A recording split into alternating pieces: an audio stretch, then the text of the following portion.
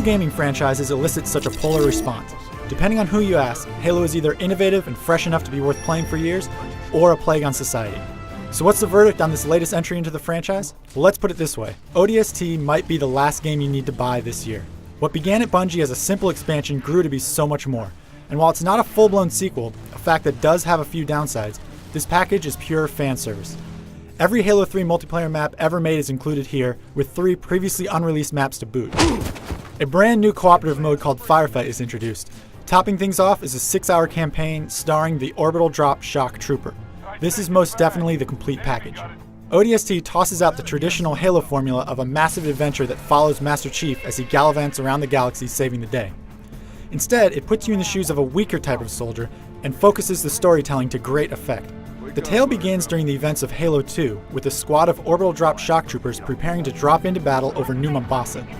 While burning in, a Covenant cruiser enters Slipstream, and the result is total chaos. As the rookie, you awake from consciousness 6 hours later. You're alone, and the Covenant is still looking for stragglers. I remember not getting an answer. Say again, Buck. You're breaking up. I said stay put! To survive, you'll have to find your squad mates, and fast. The city is open and winding and uninviting, but you're not alone. An AI construct called the Superintendent offers help to those that keep their eyes and ears open. This mechanic isn't totally obvious at first, but you'll soon come to see the Superintendent as a wonderful ally and a hilarious supporting character. ODST plays out a bit like a murder mystery. As you explore the dark streets of New Mombasa, you'll find remnants of the fights your friends endured.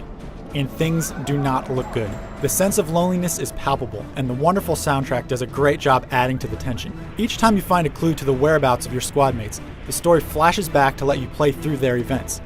While the night sections feature punctuated loneliness, the daytime is all about action. Massive battles with the Covenant play out, exciting set pieces are introduced and then destroyed. The contrast between day and night is striking. This jarring difference between the two sections of the campaign is helped out a great deal by ODST's art style. Though the game is built on the same engine as Halo 3, the art team flexed its muscles and managed to create the best looking Halo game to date. It's atmospheric, the horizons look fantastic, and the entire setting feels much more human than the bright purples and grays that have dominated Halo's color palette for so long. No lives left. Reinforcements. Cover me, reloading! As an ODST, the fight will come at you a bit differently than Halo fans will be used to.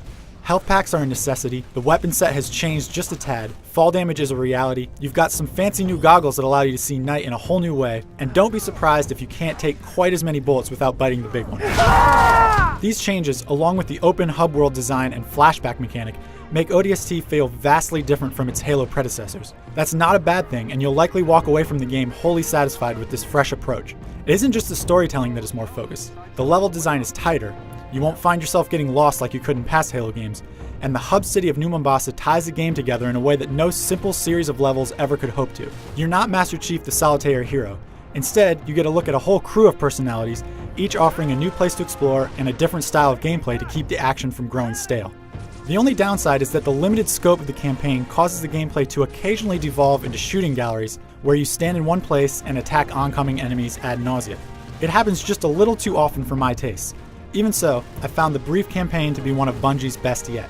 As you'll learn, the shooting gallery mechanic isn't all bad. Just venture over to Firefight, a new addition similar to Gears of War 2's Horde mode. Here, up to 4 players can take on increasingly difficult waves of nasty enemies. It may not be totally original, but the Halo take on it is just plain awesome. Changing mags! Firefight will keep you up way too late and it will own your weekends. This alone is reason enough to snag a copy of ODST. If you need something a bit more competitive, there's always Disc 2. The second half of this package contains every adversarial Halo 3 map released to date, as well as 3 new ones. The new maps are some of the best yet, but I can't shake the feeling that I've just been sold the same exact thing I already bought once before. If you already own every map, why do you need them here again? With such a tightly knit and sometimes humorous story built around individual characters, you might be wondering how Bungie managed to weave 4-player co-op into the mix. Hey, where's the fight at? Take a guess, genius.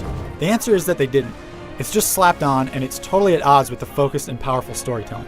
The co-op oddities carry over into the Firefight mode, where there isn't any matchmaking. If you don't have any friends online to play with, you won't get the most out of this awesome addition.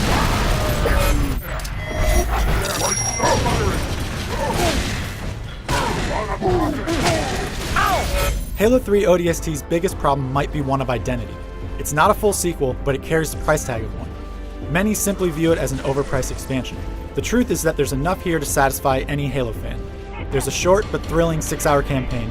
Firefight is the new definition of awesome, and as the hundreds of thousands of people still playing Halo 3 can attest to, that second disc full of maps offers quite a lot of gameplay. A bit more could have been done to bring the co-op matchmaking up to speed, but that doesn't stop ODST from being a must-have for any Halo fan. For the full written review, head to IGN.com.